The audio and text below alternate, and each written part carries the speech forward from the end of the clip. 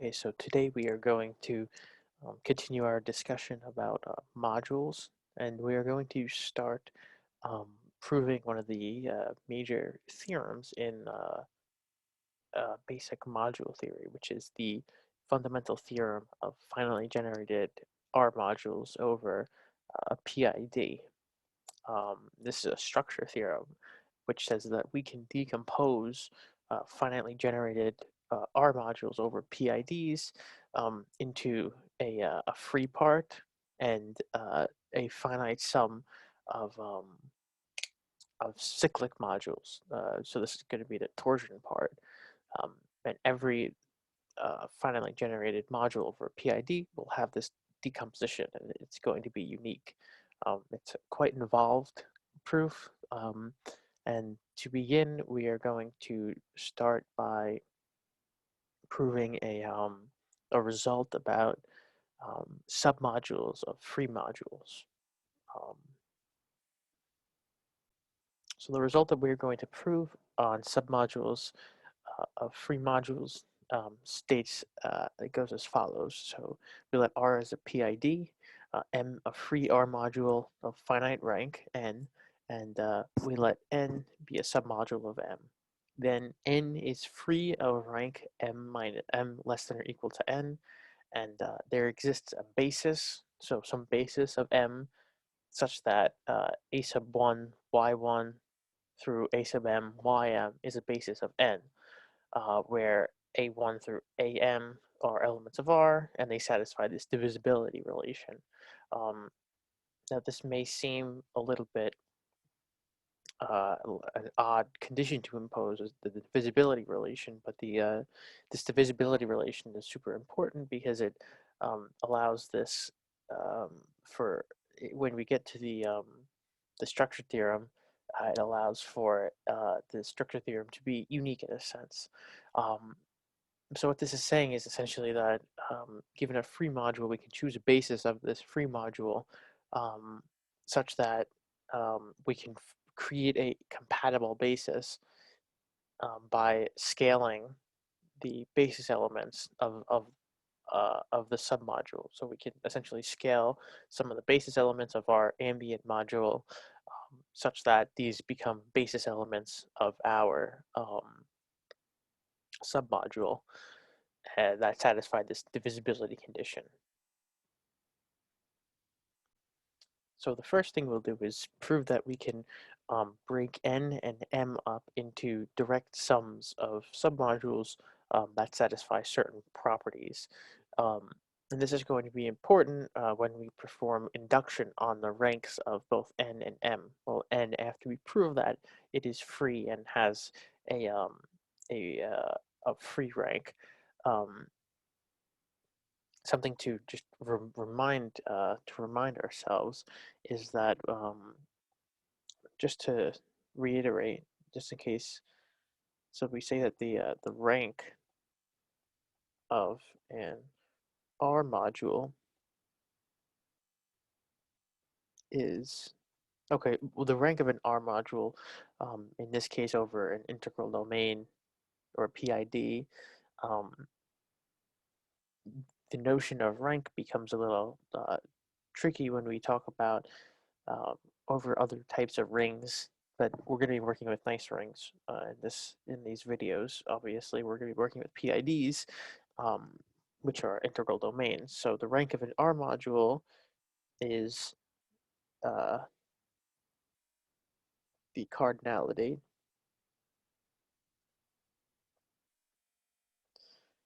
of a maximal linearly independent set.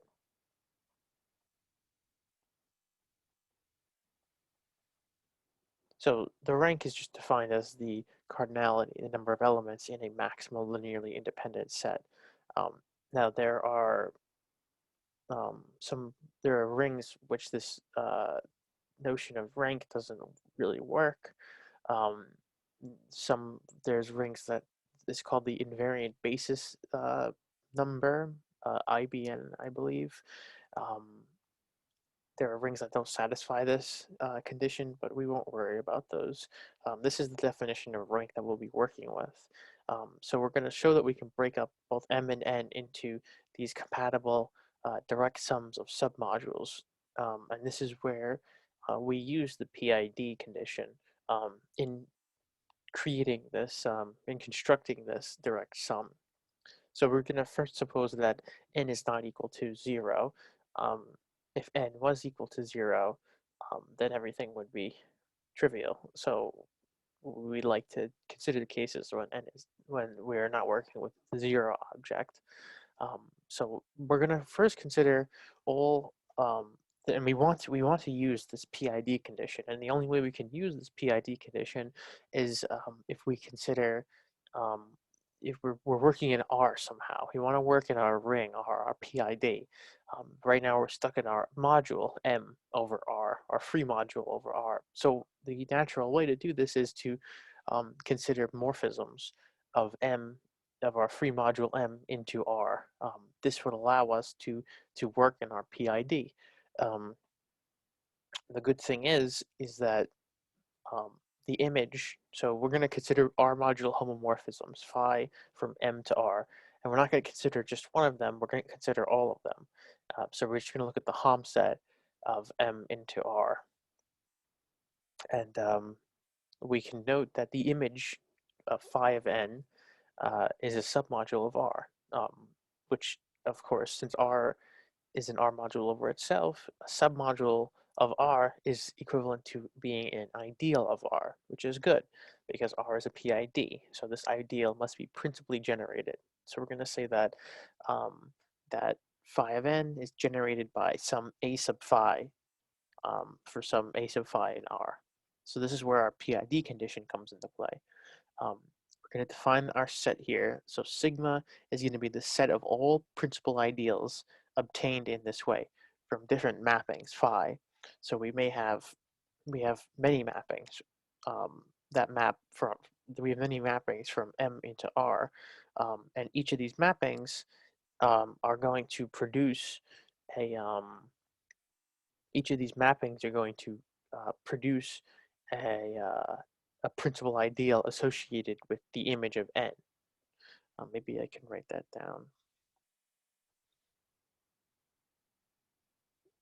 So each of these mappings, so this is an important takeaway. So each mapping phi in Hom of M to R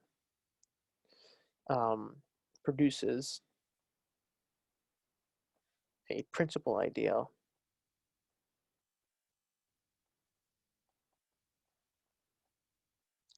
phi of N, which we are calling a sub phi, or it's generated by a sub phi.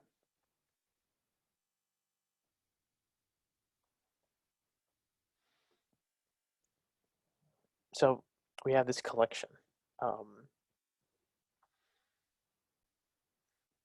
Now, in this collection, so we have a collection of these principal ideals generated in this way, generated from mappings in Hom of M to R.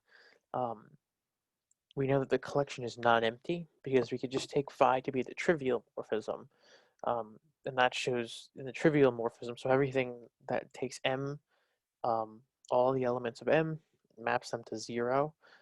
That corresponds, of course, to the 0 ideal in R. So we have a non-empty collection of ideals of R. Now, R is Noetherian because R is a PID. R is Noetherian. There's a maybe I'll do a video on showing that PIDs are Noetherian, but we could take that as a fact now. So R is Noetherian, and one of the equivalent conditions of being Noetherian is that every non-empty collection of ideals has a maximal element.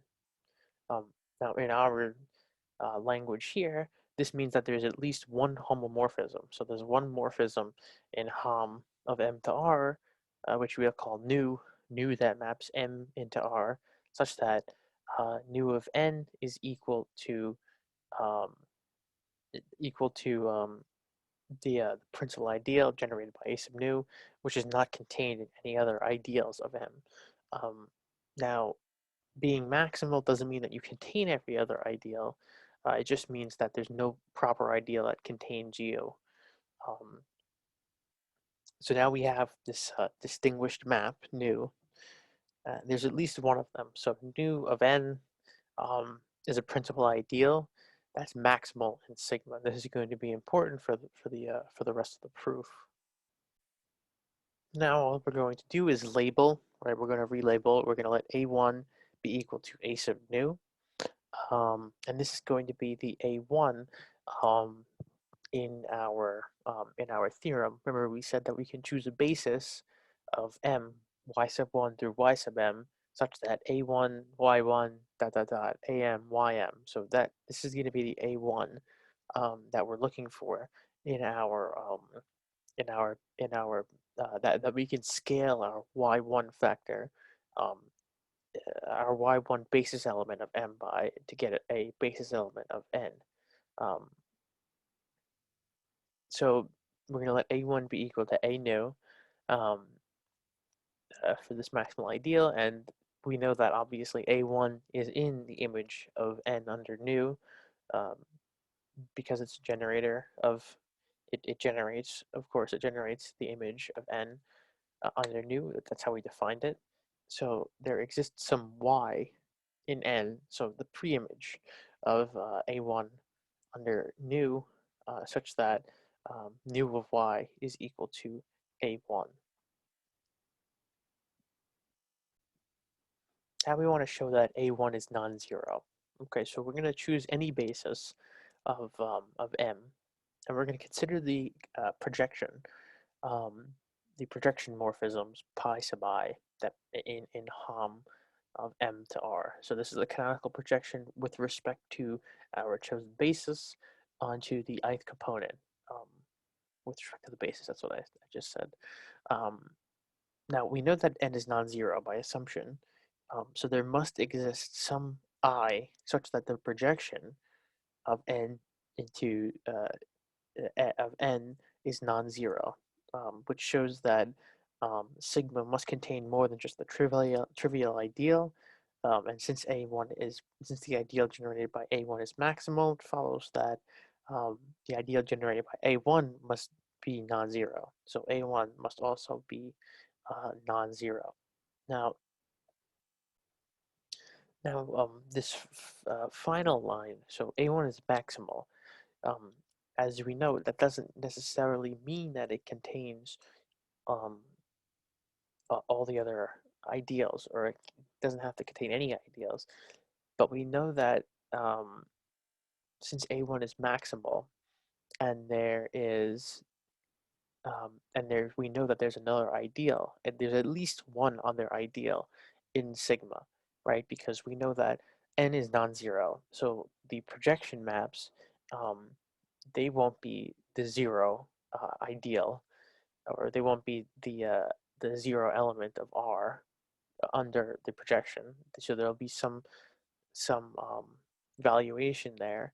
Um, and if A1 was the zero ideal and maximal, that would mean that but that would be a contradiction, because then pi sub I of n, that ideal, would contain the zero ideal.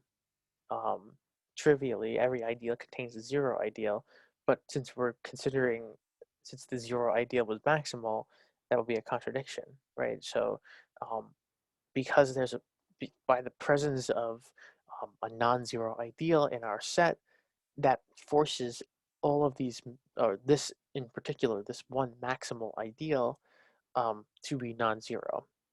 So that means, of course, that the ideal is non-zero, like we said, which implies that its generator, its principal generator, A1, is non-zero as well. Now we're going to show that A1 divides phi of y for any choice of phi in Hom of M to R. Okay, so what we're saying here essentially is that um, by so we know that nu of y is equal to a1. So of course, a1 divides nu of y because nu of y is equal to a1. So that's a trivial, the trivial case. But now we're going to let ourselves, we're going to look at the image of y under any morphism in um, in the Hom set, um, and there's no a priori. There's really no reason that um, a1 and phi of y have to be related for any other set, any other phi in the Hom set, um, any other morphism of M to R. There's no reason that they have to be related, just because A1 is the image of Y under nu, doesn't mean that phi of Y has to satisfy any relation with A1 under any other phi. But in this case here, we're going to see that A1 divides phi of Y for any phi. And by divides, we just mean that phi of y is some multiple of a1, right? So phi of y can be written as r times a1 for some r, for some ring element r. Um, and that means that phi of y is in the ideal generated by a1. So in some sense, we have an inclusion here that phi of y for any phi is contained in the ideal generated by a1, which is nu of n. So in some senses, um, this has a containment. It contains the ideal generated by phi of y. So now we're going to consider we're going to let D be the generator of the principal ideal a sub 1 phi of y, okay, because we know that R is principal ideal domain. So both of these guys, if we look at them, if we look at the ideal they generate, um, there should be some D that generates this ideal. D must divide both A1 and phi of y, and we also must have that D is equal to just a combination of both A1 and phi of y. Um, Now we're going to define a new morphism. Okay, so we're going to define a psi. That's going to be R1 nu plus R2 psi, or phi, R2 phi. Now it's a simple exercise to check that the sum um, and this kind of scaling and sum of morphisms is also an R module homomorphism from M to R. Um, that's a simple check, but we notice that psi of y, so we're going to evaluate this y, that's just going to be R1 nu plus R2 phi of y, distributing through, evaluating this, how it's defined. So we have R1 nu of y plus R2 phi of y. We know that R1 nu of y, that's going to be R1 A1, and R2 phi of y is just R2 phi of y. But we know by definition that's going to be equal to D. This implies that the ideal generated by D um, is a subset of the image of N. This just comes from the homomorphism property of psi. Um, so the ideal generated by D is a subset of psi of N, but we know that the ideal generated by A1, right, because we have here that A1 phi of y, that's going to be equal to the ideal generated by D. So of course, the ideal generated by A1, that's going to be a subset of the ideal generated by D. So we have that the ideal generated by A1 is a subset of the ideal generated by D, which is also a subset of the ideal generated by psi of n. But we know that the ideal generated by A1 is maximal in sigma, and all of these guys are elements of sigma, so we must have equality. Particularly that the ideal generated by A1 is equal to the ideal generated by D. Thus, we have this condition, and this implies that A1 is divisible by psi phi of y.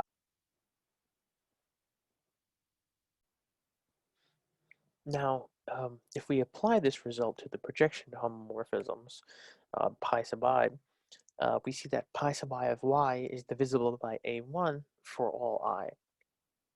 So we are going to let pi sub I of y be equal to a1 times b sub I for some b sub I in R. Um, right, so we know that this just comes from the divisibility condition. We know pi sub I of y is divisible by a1, so it's a multiple of a1. Now we are going to define the element y1, and y1 is going to be the sum of b sub I. So we're going to take all these b sub i's and we're going to put them into a sum with our linear combination with our basis vectors. Um, and this is just another an easier way to see it. At least for me, it's easier. We could just let y1 since this so m, we know that m is r to the n, right? So we know um, if we look at this in the standard basis coordinates, we just have y, we take y to be equal to b1, b2, all the way through to bn, and we note that a1, y1 is equal to a1, b1, dot, dot, dot, a1, bn, right? But we know that that a1, b1 um, is just the projection, right? So this is just the projection of y onto the first component. So it's the first component of y all the way through to the um, the uh, the nth component of y, which so that's equal to y. So that's what we're saying here. We know that a1 times y1 is equal to y, and we have a similar construction here, right? We have these are the components of y, um, which is just telling us that we have we get y back when we sum over the components in a linear combination with the basis vectors. Um, that's just going to be y again, so that's good. But we know that a1, we know that that's nu of y as per our definition, but that's going to be nu of a1 y1, which is going to be equal to a1 times nu of y1. Um, And because we're in an integral domain, we have this property here. We could just solve this equation, factor out on the left in a1. Um, so a1 is non-zero, as we've shown. So that implies that nu of y1 is equal to 1. Now this is going to become important later. This is the crux of our work so far. We want to verify that the element y1 can be taken as an element of the basis for m, and that a1 y1 can be taken as an element for the basis of n.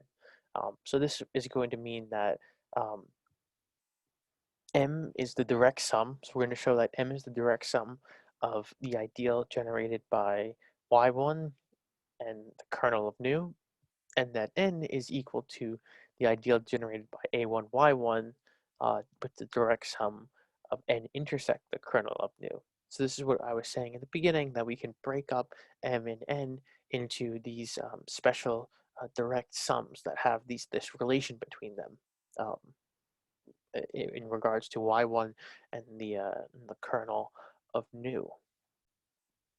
Now to C1, we're going to note that for any x and m, we can write, so x is equal to nu of y1 plus x minus nu of x times y1, right? So essentially all we're doing here is um, adding and subtracting nu of x times y1, right? So this is like a standard trick that we can use, right? We have x, well that's going to be equal to x plus nu of x y1 minus nu of x y1, of course. And then we could rearrange this to the form we want, right? Um, now nu of x, that's going to be an element of of um, of the ideal generated by y1, right? Because nu of x is just an element of R, and y1 is the ideal generated by y1 is just multiples of elements of R. So what we need to verify is that this, um, our rightmost summand, x minus nu of x times y1, is an element of the kernel of nu. Now, all we have to do is apply nu to x minus nu of x times y1.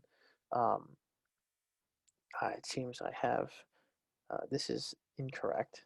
So what we get here is we get nu of x minus, there's supposed to be a minus sign, minus nu of x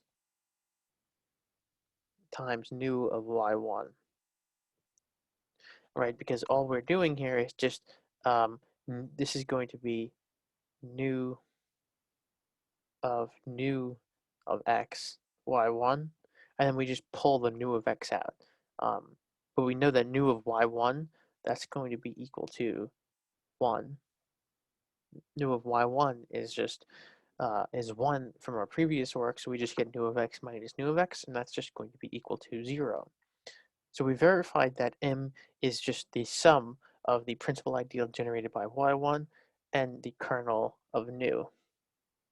To show the sum is direct, we must show this, that the ideal generated by y1 intersect the kernel of nu. We must show that that is equal to the trivial, R module, and the intersection must be trivial. It must be equal to 0. So we're going to suppose that we have some element ry1. We're going to suppose that we have some element in our principal ideal generated by y1, and we're going to assume that this guy is also in the kernel of nu. So we're going to have this kind of intersection. And we know that since it's in the kernel of nu of ry1 is equal to 0, but that implies that r nu of y1 is equal to 0, which implies that when you know that nu of y1, this is going to be equal to 1. So this just implies that r is equal to 0. So ry1 must be equal to 0, which shows that the intersection is trivial. So we verified that m is indeed this direct sum. Now we're going to verify that that n is equal to the direct sum of a1 y1 summed with n intersect the kernel of nu. So that's the statement we want to prove. Um, Now we can observe that nu of x prime is divisible by a1 for every x prime in n. Um, and that's simply because we know that a1 is the generator of nu of n. So that means that every element in nu of n can be written as a multiple of a1.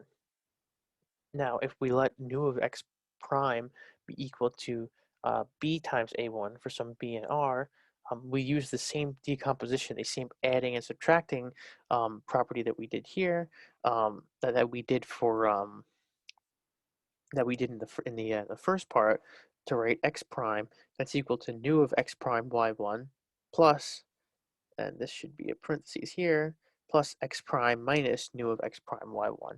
That's just the same.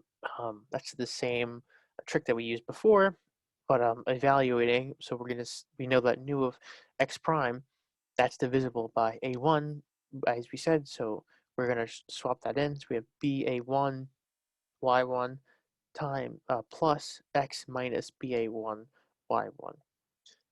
Now we know that b times a1 y1, that's in the um, the ideal generated by a1. So we have to show that x minus ba1 y1, that's in the intersection of n and the kernel of nu. Now applying nu to this element, we get nu of x minus ba1 times nu of y prime. So this just is from nu being a homomorphism. Um, and then this is just a simple evaluation because we know this is equal to 1, and we know that this is equal to ba1, and we get ba1 minus ba1 is equal to 0. So that's good. Now we have to verify that this element is in n, but we know that x prime is in n.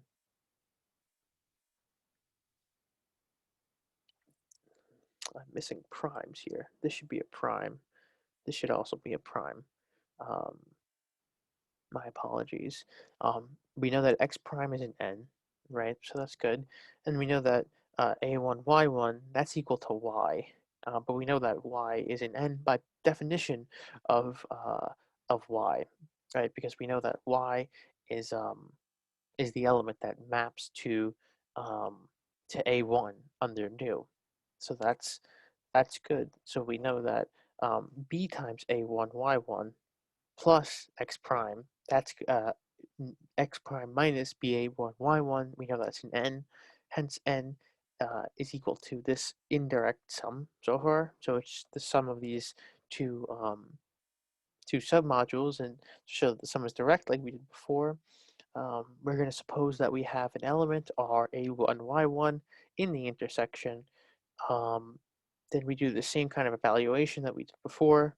Um, we know that a1 is non-zero, as we proved in the beginning. So that implies that r must be equal to 0. Um, hence, the intersection must be trivial, and therefore the sum is the. Okay, so now we're going to be ready to prove the first part of the theorem. So the first part of the theorem says that n is free of rank m less than or equal to n. So we have this big block of text, and we're going to go through it and break it down um, as succinctly as we can. So to prove the first part of the theorem, we're going to induct on the rank of n. Okay, so for our base case, we're going to assume that the rank of n is equal to 0. So m is equal to 0. Um, then we know that n must be equal to 0. Um, since a submodule of a free module, um, since n is a submodule of a free module, and all free modules are necessarily torsion free, so all of their submodules must also be torsion free. Okay, so what we're saying here essentially is that if n if n is of rank 0, right? Um, that would imply that we have a dependence relation, right? So if n had rank 0, then every singleton, every element of n, has a dependence relation Rn is equal to 0, right? This is because that the rank as we defined it is the cardinality of of maximal linearly independent sets of n in this case. And if it has rank 0, then not even singleton sets are linearly independent, right? So this would imply that r times n is equal to 0 with a non-zero r. So this would be a torsion element. But this would imply that n is a torsion module, as a torsion submodule of m, um, which would imply that m has torsion, which contradicts m being free, because all free modules are necessarily torsion free. Just one thing to note is that the opposite, the converse, is not the case. Um, you could have torsion-free modules that are not free. Um, so in this case, we know n is equal to 0. Now we're going to assume this holds for all m greater than 0, um, and for the case of the rank of n being m, um, we know that as we've done before, we can write n as a direct sum of this a1, y1. We can choose a basis, as we know that we can break n up into this direct sum of a principal ideal part and this intersection, this kernel intersection. Um, but we know that the direct sum, that the rank of the direct sum is the sum of the ranks, so that the rank of the kernel of nu intersect n, that must be n minus 1. By the induction hypothesis, the kernel of nu intersect n, that must be a free module of rank m minus 1. So it's a submodule, a free submodule of rank m minus 1, and adjoining any a1, y1, any element to a basis, um, the kernel of the kernel of nu intersect n, that gives us a basis of n. And why is that? Why does that give us a basis of n? Well, that comes from the directness of the sum. We know that the intersection of a1, of the principal ideal generated by A1 and the kernel of nu intersect n, we know that this is a direct sum. So the intersection of um, these two objects is trivial, which means that there's exactly one way of writing each element. That we have a uniqueness of writing each element inside of the direct sum. This ensures that if we adjoin a1, y1 to any basis of the kernel of nu intersect n, that there's exactly one way of writing each element, which would imply that there is exactly um, that that a that a dependence relation, that there wouldn't be any dependence relations between these elements. Now next, we have another block of text. Um, we will prove that there is a basis. We can choose a basis of m such that this a1, y1 all the way through to am, ym is a basis of n with the appropriate divisibility conditions. Um, so again, we'll induct on the rank, but this time we'll induct on the rank of m. So if n equals 0, then m must be equal to 0. So by the same reasoning as above, if n equals 0, um, then that would, if m is free of rank 0, that would imply that m must be equal to 0, since we will have this torsion argument again. So we're going to suppose that for all k less than n, the statement that there exists a basis y1 through yn of m such that a1, y1 all the way through to am, ym is a basis of n um, with our divisibility condition. So we're going to assume that statement holds. For the nth case, we can decompose m. Into y1 direct sum kernel of nu from our previous work. Now, the kernel of nu, this is a submodule of rank n minus 1, and thus must be free of rank n minus 1 by the previous part of the part 1 of the theorem. Now we know that n intersect kernel of nu is a submodule of the kernel of nu. So by the induction hypothesis, right? So we're going to apply the induction hypothesis by taking the kernel of nu as our free module and n intersect kernel of nu as the submodule of our free module. So we can choose a basis of the kernel of nu, which we're going to call y2 through yn, such that there exists a2 through an. um, this should be am,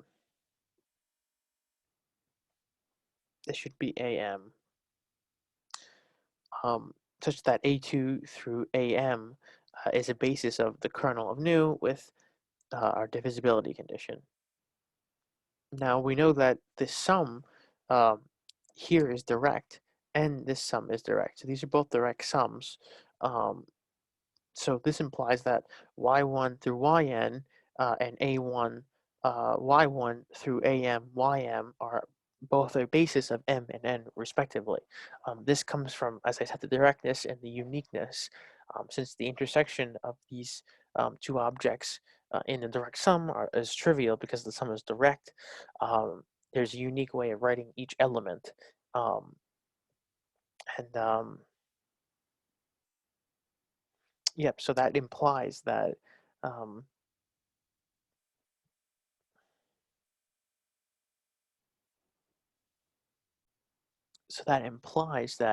um, adjoining this y1 and a1 y1 into these bases, we still get a basis for the entire module and submodule. Now we will show that a1 divides a2, but since we know that a2 divides a3 divides a4 all the way up to am, we just need to show that this first divisibility relation holds. So we're going to define the morphism alpha that maps m into r, and we're going to specify what it does to the basis. This is a perfectly fine definition. We specify what it does to the basis, and then we extend it linearly to all other elements. So if we can do a quick example, if x1 through xn is a basis of M, and we have a alpha, we'll call it alpha again, that maps M into R. So this is going to be R to the N, right?